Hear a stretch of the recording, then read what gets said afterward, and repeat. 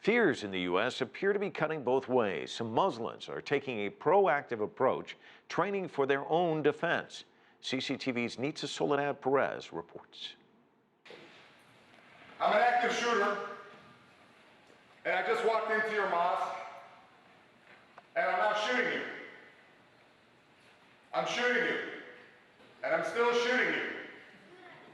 Not one brother, okay. Laughs masquerade real fear.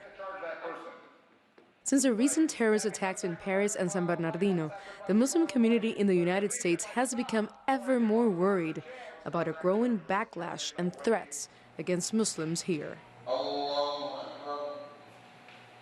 This particular type of training is very important to give the community a shock, to let them know that, hey, this can happen, and what's your plan? What are you going to do when this happens? In Florida, known for its relatively lenient gun laws, many mosques are undergoing active shooter training.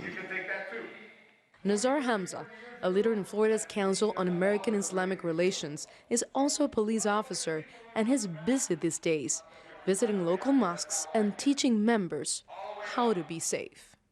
It's a trying time for Muslims, and God forbid if anything happens, because there's a lot of ignorance out there, and not hateful speech and irresponsible, reckless comments.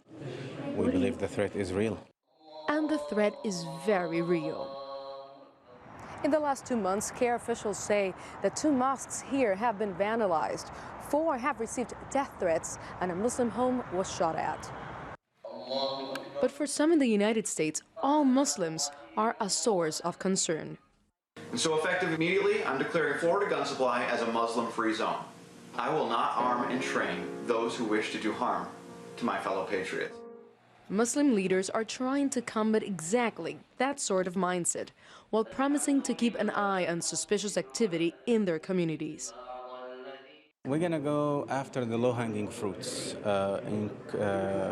improving our security systems, like having or installing additional cameras inside the building and outside the building, forming a security and safety committee.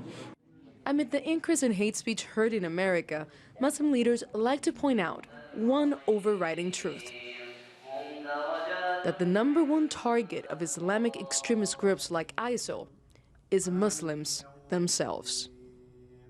Nitza, Soledad, Perez, CCTV, Tampa, Florida.